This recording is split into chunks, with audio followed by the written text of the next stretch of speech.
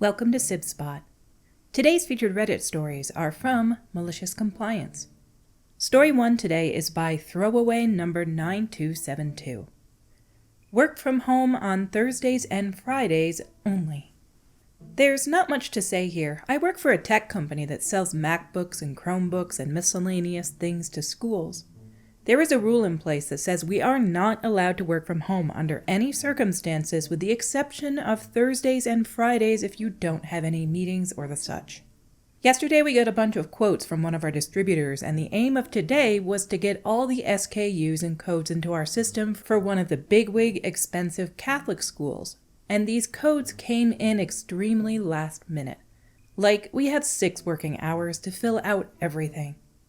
I did what I could yesterday and told my manager that I would have to do the rest tomorrow since it was late notice. Today, the internet is down at work. The quote for approximately 1.5 million worth of stock is due in 2 hours, and to be honest, I'd be more inclined to hotspot my phone to get this work done if they paid more than the bare minimum and gave me a phone allowance. My previous pay evaluations were all rejected, and if I'm contributing 5 to 10% gross profit margins on literal millions, you'd think there was at least commission. Ah well. If only I could go home to use my working internet, or got $5 to $10 a month from my monthly bill so that I could get this done via hotspot. Oh well.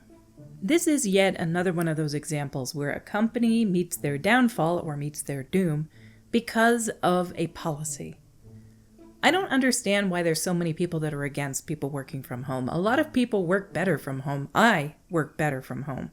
If I don't have to get up and get prepared and spend money on makeup and hair products to leave and go be around a bunch of other people that I don't care to be around, I do way, way better work. There are a lot of people that are socially awkward that would prefer to and work better from home. So there's even a big push in the United States right now to force people to have to leave home to go to their job because they think they won't do time management and actually work from home. And that may be true for some people, but then you're forcing the ones who work better from home to go to the office or their job site and perform way worse. Our next story today is by Ka Hirsch. You can't call your practice Better Dental. My son called me with this story. He went to the dentist today, and they had changed their name from Better Dental.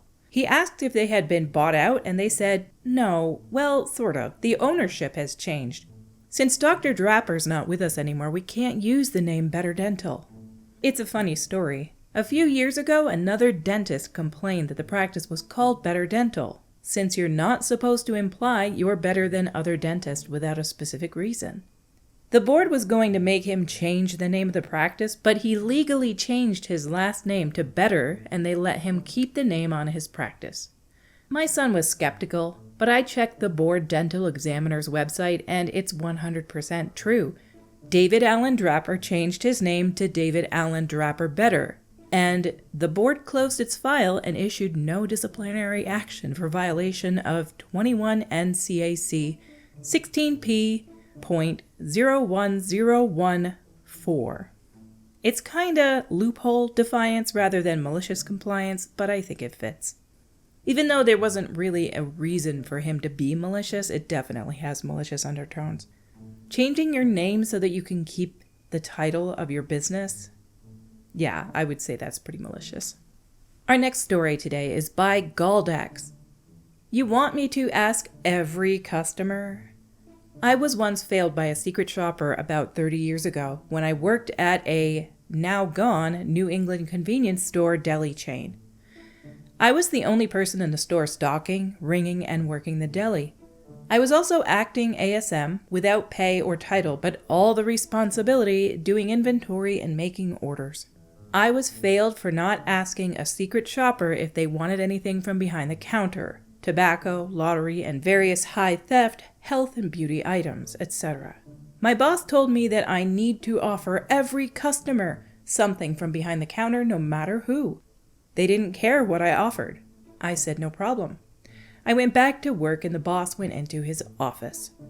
My very next customer was a local priest buying bread. As I rung him up, I asked if he was all set.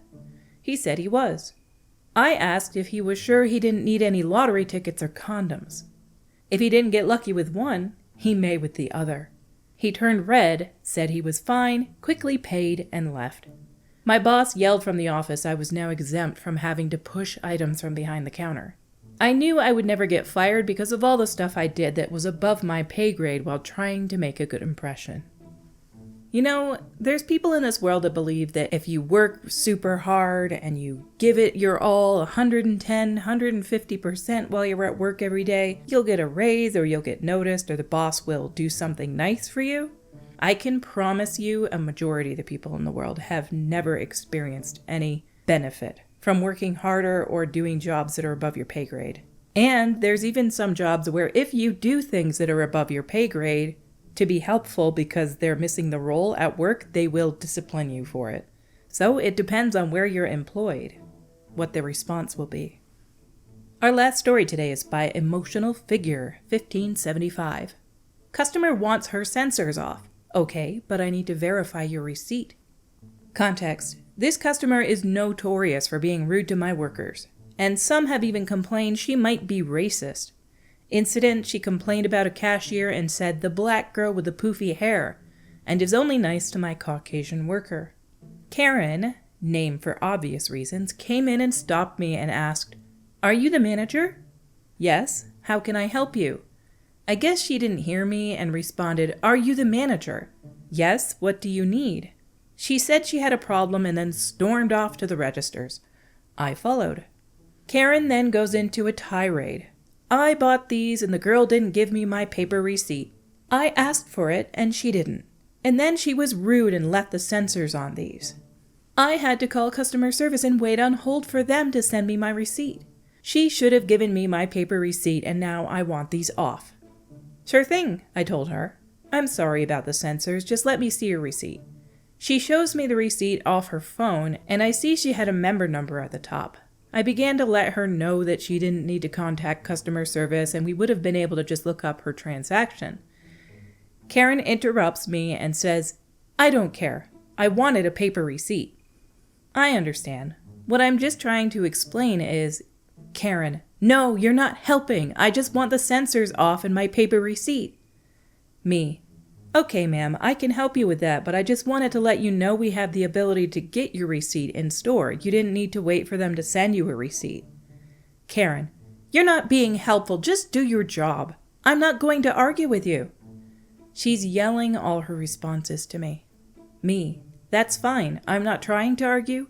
However, if you continue being rude, I won't help you and you'll have to go to another store. Then something clicked in my head about a malicious compliance I read about a lady counting coins one by one. Just to be petty. So I put on my best customer service voice, cue malicious compliance. I asked to see her phone for the receipt and she's holding it in front of me. Me, it's dim. Can you make it brighter? She does. Me, I can't seem to find it. Can you scroll down? Karen, you can touch my phone. Me, sorry, I'd rather not. I don't want to hurt it. Karen, angrily scrolls down. Me, taking a full minute to scan, looking for the shirt that she bought to confirm purchase before removing sensor. I can't see it. Maybe you scrolled too fast. Can you scroll back up? Karen, this is ridiculous. Can you look it up on your side then?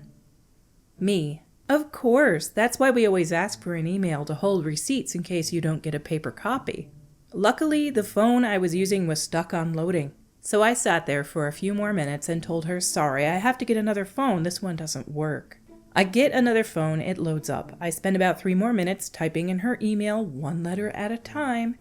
After all, I had to make sure I typed it in correctly. I ended up spending a good 5 more minutes just scrolling on the phone, pretending to look for her receipt. Me, found it. Now let me see if this is on it. Karen, here's the tag. Me, unfortunately, if the tag isn't on the garment, I have to verify off the tag inside. Sorry, the numbers are pretty small. Just give me another moment. 2 minutes verifying. Perfect, I'll take that sensor off. Going through to the last shirt was only 2. I backed out of my store app. Me, oh darn, my phone froze and it closed out. I'm going to need your email again. Karen, didn't I just give it to you? Me, yes, but I try not to remember customer emails, you know, privacy reasons. Karen gives me the email but says it this time. Me, can you slow down and spell it, please? A couple more minutes go by and oops, I need to find the receipt again. Quote, find the receipt, quote, after some time.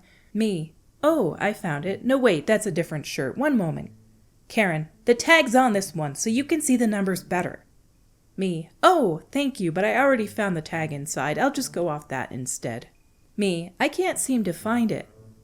Karen, I'll just look for it on my receipt. What am I looking for? Me, the product number. Good idea using the tag. Better to read the numbers. Karen, after a few more minutes. Here, I found it. Shows me her phone. Me, could you hold your hand steady? I can't read the numbers. Pretend to focus my eyes. Me, oh, there it is. Let me get the sensor off for you. Fiddle with the sensor for a bit and finally get it off. Give her her bag back and told her to have a great day. All in all, what could have been a 1-minute interaction turned into me wasting 30 minutes of her time. I'm just glad to have been able to provide a thorough and positive service to my customer. Good God, you dragged that one out. Every chance you got to derail this conversation with her, you took it. And honestly, some people deserve that. They deserve to have their time wasted. If they're going to be rude, if they're going to be racist, if they're going to be this way, and not listen to what you're trying to tell them and work with you on a problem, then they deserve to have some time wasted.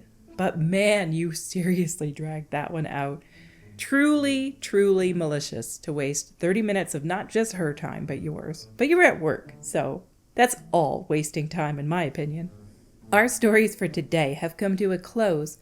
Until we meet again, have a beautiful day.